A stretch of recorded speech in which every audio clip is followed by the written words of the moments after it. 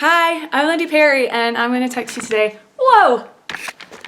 Hi, I'm Lyndi Perry. I'm going to talk to you today about genres and finding your own style and how to emulate things that you hear that you like in music. How to use your ears to kind of listen for that, and then developing your own way of emulating that kind of genre. We're not going to cover every genre, but we will cover some techniques and things you can listen for when you're listening to music that will help you get where you want to go, where you create the sound that you imagine in your head. To participate along with this lesson, you only need to know 3 chords. So we're going to go over that really fast, and then we'll talk about genre and style. All right. The first chord you need to know is A minor. Let's see if I can get this lined up a little better so you can see. Okay, there we go. That's better. I like to start with my pointer finger. It goes on the B string on the top fret. That's a good foundation. Then once you have that kind of pinched down real hard, you take your next 2 fingers and you wrap it around on the B and the D string, D and G strings. So you've got a little like triangle kind of shape right there. Now we're gonna go to a C chord, and it's actually a really easy transition. I love A minor to C. It's super simple. So you're gonna leave your pointer finger as an anchor. So once you make that A chord, right, here's our A minor chord, you don't have to move your pointer finger for a while. You're gonna wrap your fingers a little differently. So as you know, there's no open string that's a C, right? We've got Eddie ate dynamite, goodbye Eddie. There's no C's in there, right? So you've got to make a C, and the easiest way you can find a C in an open position where you don't have to make a bar chord, the easiest way you can find that is to go on the A string up to the 3rd fret. There's your easiest to find C, and you're going to use that for your root. So now we know we have our pointer finger rooted down on the B string. We've got our index finger or ring finger here on the 3rd fret on the A string, and then this guy, our middle finger, is going to curve around on the next string behind there, and when you hold it down, it's going to sound so pretty. This is like our emo chord, and this is like our sunshine friend. Then there's only one more chord, and it's a little trickier. This one's going to give you a reach, okay? This will be where we practice finger dexterity in this lesson too. We're going to do a G chord. So you take your peace fingers and you reach clear across. So there's our G, but we're going to find a root note G that's right here on this E string. So right, we've got E, F, F sharp, G right there. So we know that's where our root is. But we're gonna use our middle finger for that, the flip off finger, because then you can put your pointer finger right behind it on the 2nd fret on the A string. And then this guy, your ring finger, curves clear back here and holds the G note on this bottom E string. If you can't reach, it's okay. You will someday. But for right now, you can just do these 2 notes. And if you want an extra challenge, if you're ready to build a fuller sounding G, you can use both of your ring finger and your pinky, if you're ready for a pinky challenge, and play it this way. So it's up to you. Again, if you need an easy chord like that, you play all except for the bottom chord, or the bottom string. You'll mute that E string for this strum. But when you can, you add your ring finger, and if you can do both, you can add your pinky finger. Okay, let's see. I think that's it for chords. Now I'm going to talk to you about some songs that you can play with those chords. Now we're going to look at some songs and think about how songs work. And I thought we would start with a pop song because it's fairly simple. The beat is always straightforward, and you can always build a good sounding song when you start thinking of pop songs. There's simple chords, simple rhythms, and lots of repetition. So if you don't know a lot of chords or strum patterns yet, it doesn't really matter. You can still make a really cool song with really basic knowledge of music. So we're going to start on a G. Remember the G. So you can hear when I count it that it can change the way it feels based on where you put the emphasis. So a pop song is always 1, 2, 3, 4, but then you can do 1, 2, 3, 4, or 1, 2, 3, 4, or 1 and 2 and 3 and 4 and 1 and 2 and 3 and 4 and so like depending on how you want to swing it, this is how you can start to adapt songs to what you hear in your head. Like that stylistic presentation of how you emphasize the count makes a big difference in how the genre comes out sounding. So for pop, you can emphasize 1 and 3, or you can emphasize 2 and 4. You don't usually emphasize the and notes. So when you're counting, you're like 1, 2, 3, 4, or you can be like 1 and 2 and 3 and 4 and divide those notes in half. With pop, you don't usually have to count the halves because it's usually so easy to count on 1s and 3s or 2s and 4s. So it'd be like 1 and 2 and 3 and 4 and 1 and 2 and 3 and 4, or 1 and 2 and 3 and 4 and 1 and 2 and 3 and 4 and.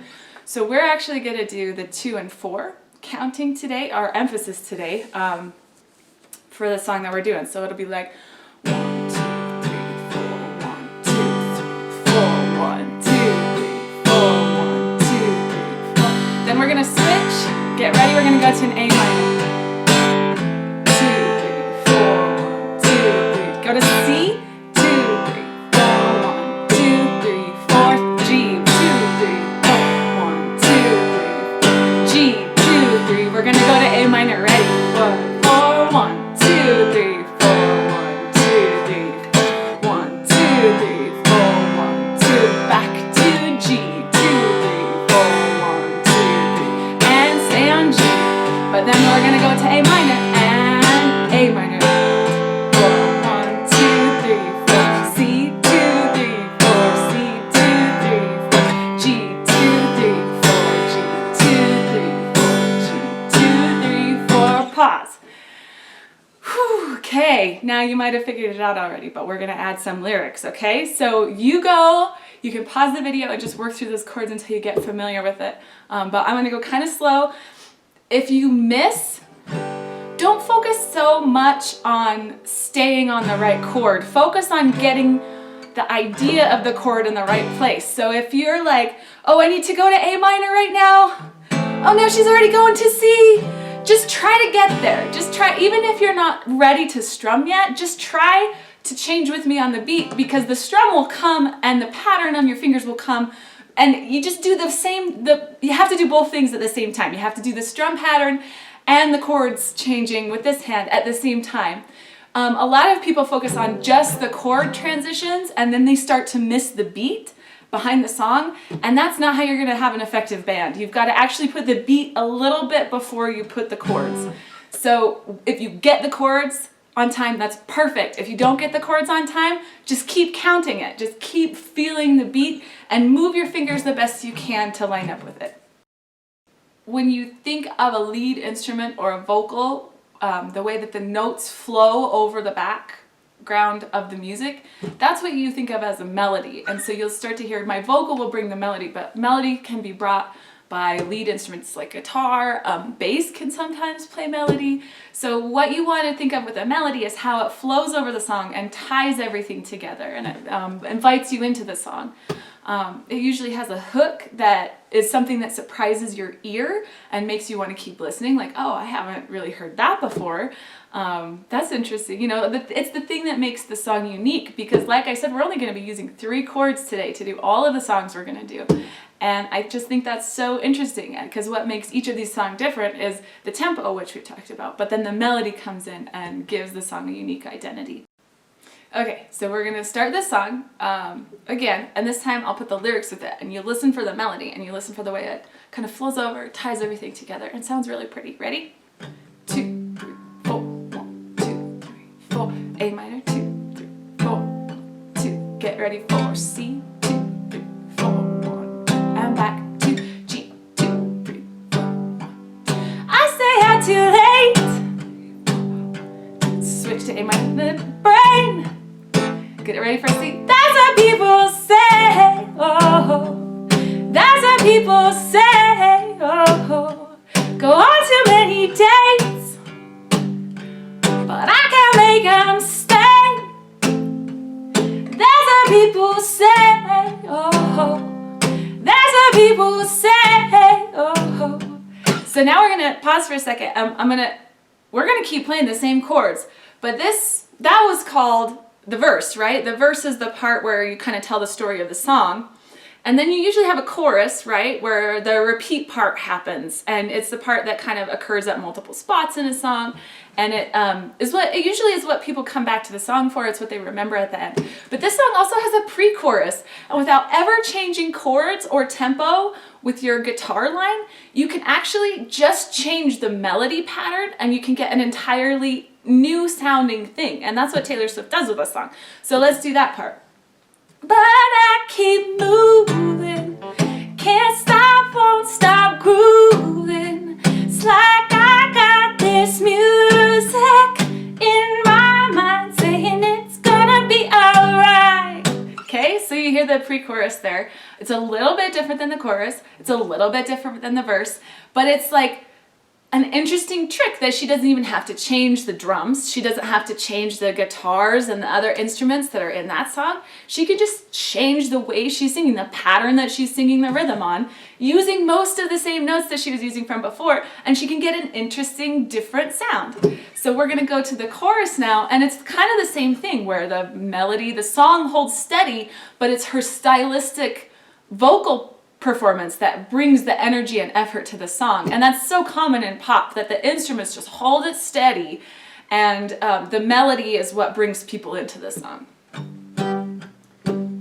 But I keep grooving, can't stop, won't stop moving. It's like I got this music in my mind saying it's gonna be alright, because the player's gonna play.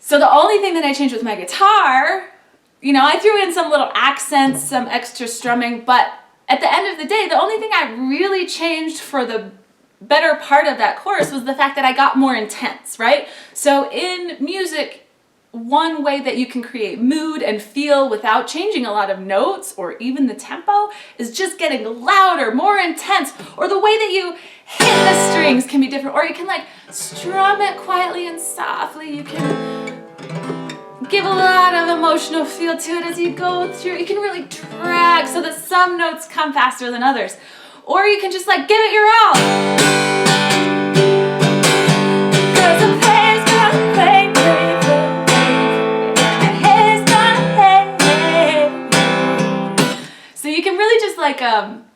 Think about the emotional intensity that you want at different parts of your song, and without changing a lot, you can bring a lot of feeling to it. And pop is really great at this, at bringing like swells of intensity to draw you into the song.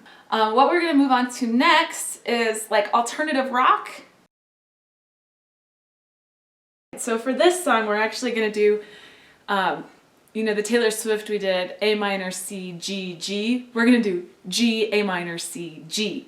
So it's just a shift in where you put the chord in the lyrical pattern, right? This song emphasizes the 2 and a little bit on the 4, but it really chugs on that 2. It like moves the song forward. It's like, and there's a strum pattern. So a strum pattern involves going up and down with your hand. Instead of just on Taylor Swift, we just went down. On this one, we're going to go down and up, okay? So there's a pattern that will follow, and I'll explain that to you in a second. So we're going to count this first. 2 and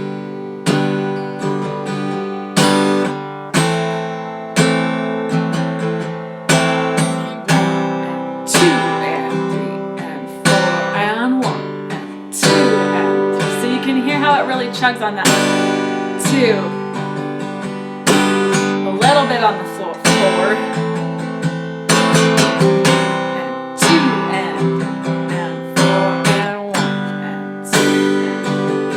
We're still doing A, G, ready? Let's do it together.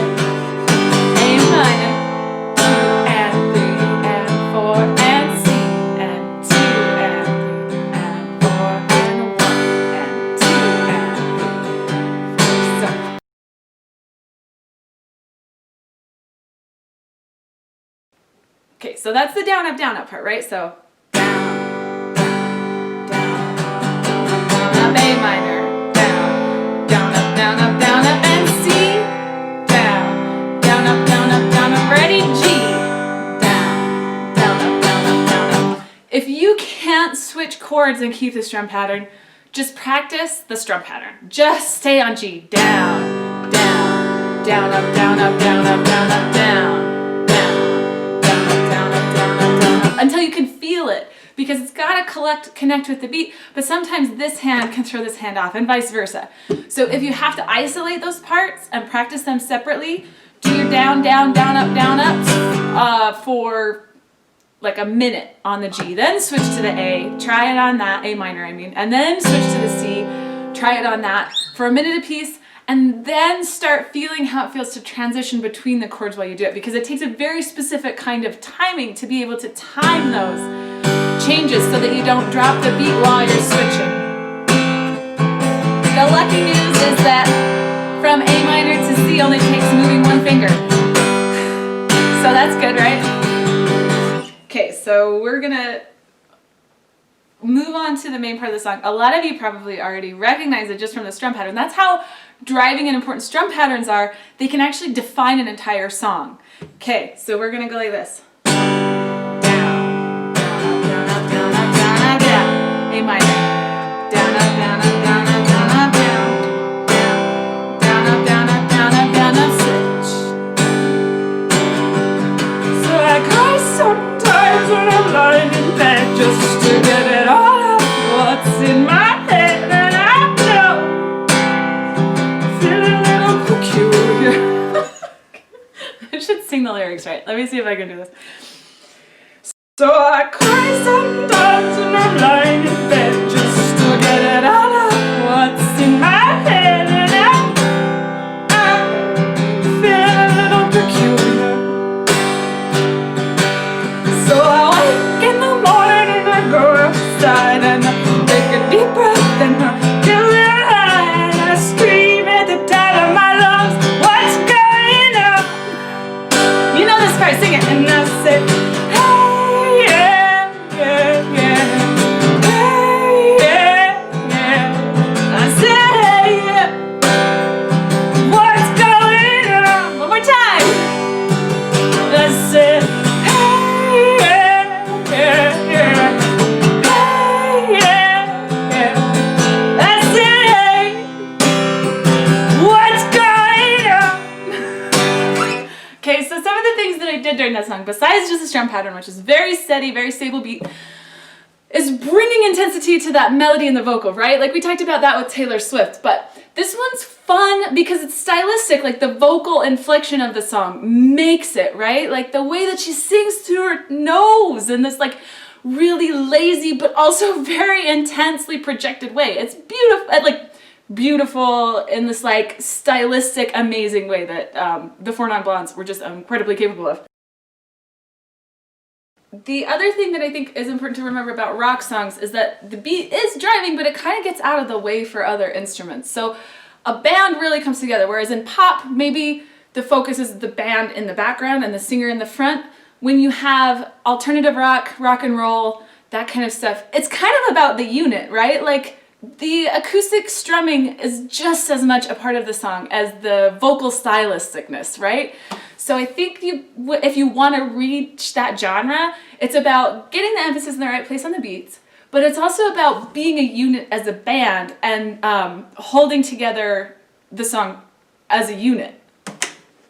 And then just rocking out. Like you just gotta rock out, right? Like you get into it, you pretend like you don't care what anyone thinks. With rock and roll, alternative especially, it's like I don't care if you're watching this or not, right? Like it's an attitude thing as much as anything. Absolutely. Which is I think why you get really interesting styles in alternative rock, especially like the vocal style on this song is so unique. Okay, now we're gonna switch to country music. The song that we're gonna do, same chords. So the first songs did, you know, the same rotation through the chords. We're gonna change our rotation a little bit. We're gonna go A minor, C, G, A minor. Country music is interesting. A lot of songs are in 4/4, which is what you usually hear when we count on the beat 1, 2, 3, 4, 1, 2, 3, 4, and then it gets divided 1 and 2 and 3 and 4 and 1 and 2 and 3 and 4 and country music can be in 4/4 like pop and rock usually is, but on occasion, pretty often, maybe half the time, it's actually in a time signature called 2/2. And 2/2 is interesting because it allows more fluidity in song construction. A lot of times, if you tried to count a country song to a 4/4 beat, you would be 1, 2, 3, 4, 1, 2, 1, 2, 3, 4, 1, 2. It would like spill outside of the bars that you're trying to work within. So that's one advantage of it. But the other advantage of it is that it has a built-in gallop when you count it on its subdivisions. So 2/2 is like this. 1, 2, 1, 2, 1, 2. How boring is that? Well, wait until you add the subdivisions of the notes. So 1 and a 2 and a 1 and a 2 and a 1 and a 2 and a 1 and a 2 and a 1 and a 2 and a 1 and a 2 and a 1 and a 2. So you are getting a different feel by adding different subdivisions inside of there. So we're gonna count this.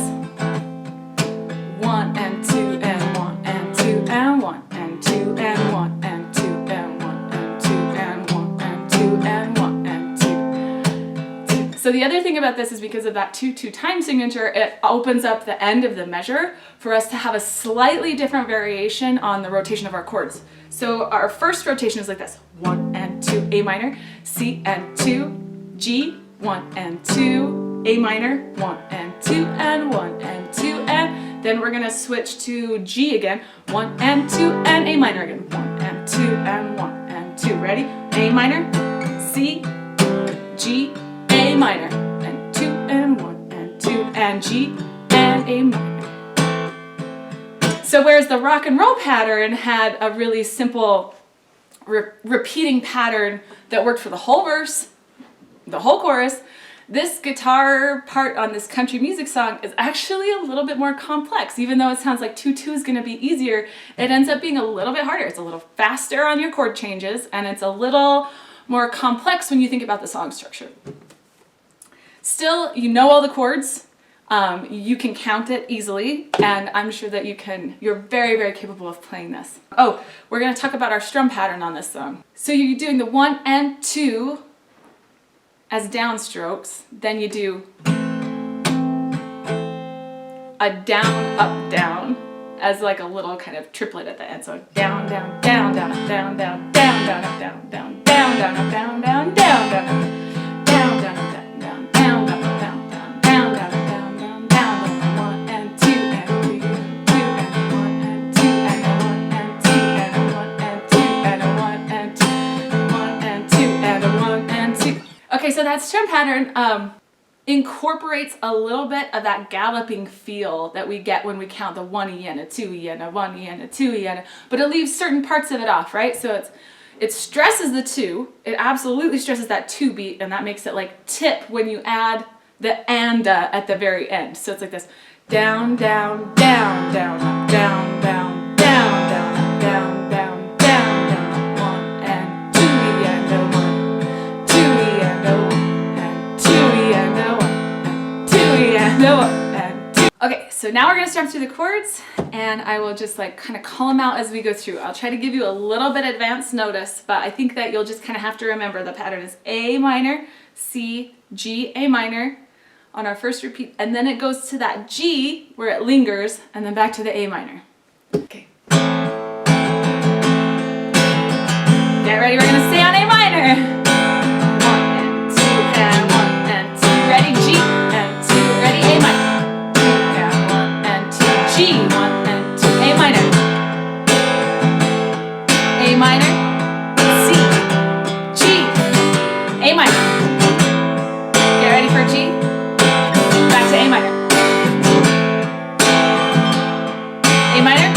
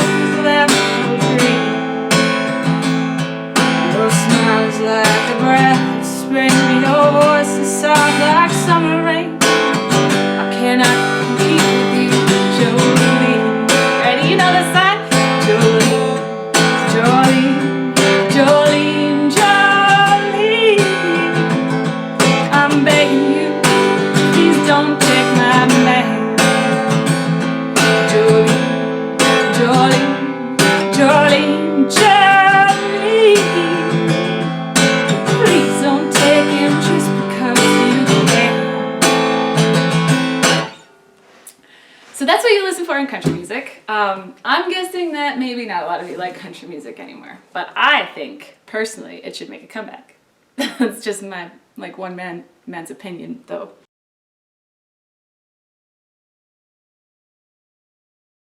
Lots of you might be interested in metal or reggae. The same kinds of rules apply. There's only so many ways you can count a song. Some of you might be more interested in progressive rock, where you actually spend a lot of time figuring out the divisions between notes and making interesting, very interesting rhythmic patterns. That's cool, you know, but once your ear is used to listening for the 1, 2, 3, 4, then you can figure out how the genre you're interested in is stressing the beat. Okay, so now we've talked about like how chord patterns hold up under the melody of a song when you sing the song. What we haven't talked about yet is the elements of melody that guitar can contribute to a song. Sometimes that's in the form of solos, sometimes it's in the form of the smallest unit of a solo, which is called a lick. It's just something interesting that you kind of play at certain parts of the song that goes into making a bigger production out of the song.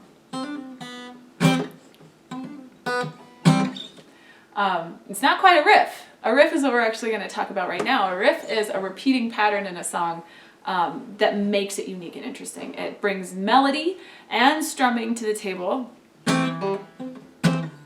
One of my favorite ones that I've written goes like this. So there's that strum. Ready? Here's the riff.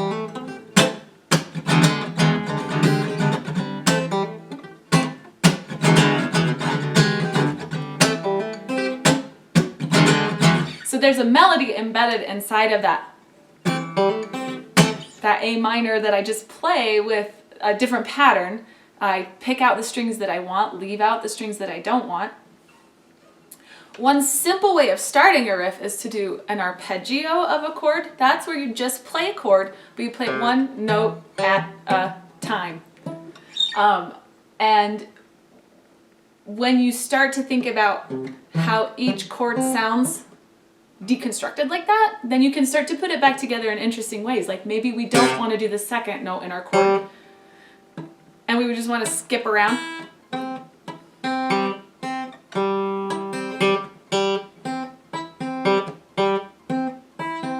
We don't have to work very hard to get an interesting riff. You can work really hard if you want to, but the notes inside of the chords actually already sound really cool together, and if you play them in an interesting way, people will come along with you. You can play that. You can make them interesting by changing the order that you play them. You can make them interesting by putting a different pattern to the rhythm that's underlying the music. So if you're like 1, 2, 3, 4, and you're like 1, 2, 3, 4, 1, 2, 3, 4. You can bring interest that way by, playing against your band and what we call syncopating and playing in between the notes that the other people are stressing. You can also, to work on a riff, lift your fingers up on your chord and just see if it sounds cool. Like, that sounds pretty cool, right? It sounds a little sad and wistful. Maybe that's not what I'm going for. It's fine. But that A minor, you can pick that finger up in the middle and hear how it sounds. It sounds kind of unfinished when you do that. But that one sounds kind of cool. Maybe I can play with picking that one up and hammering it on. That sounds cool. So when I write riffs, I don't usually come to the table with something in mind. I usually sit down with my instrument and I just play around with sounds and see what I can find. And I'm sticking mostly right now with the chords we've already done. Just switching between A minor, C, and G.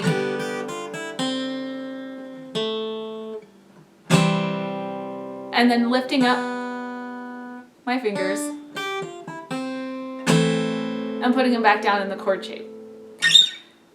Once you have something you like, you can put it in a song, and if it repeats at certain intervals, that's all that makes it a riff. It's something that catches your ear. It has a melody to it, but it also embeds inside the rhythm of the song, and it's what makes songs unique.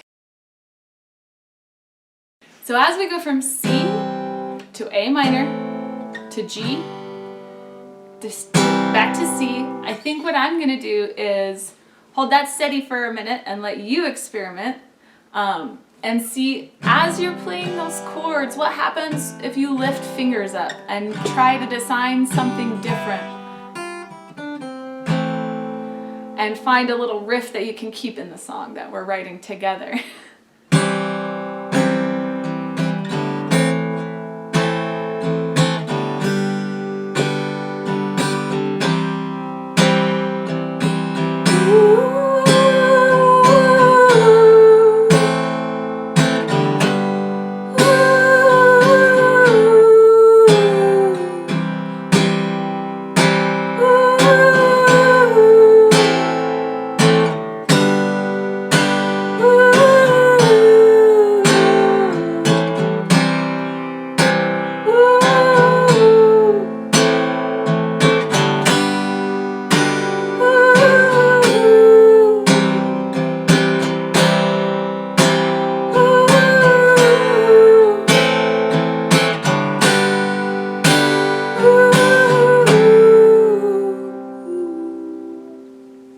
Did you find something?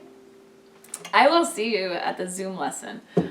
Maybe you can show me if you came up with some good notes that would embed really nicely in there.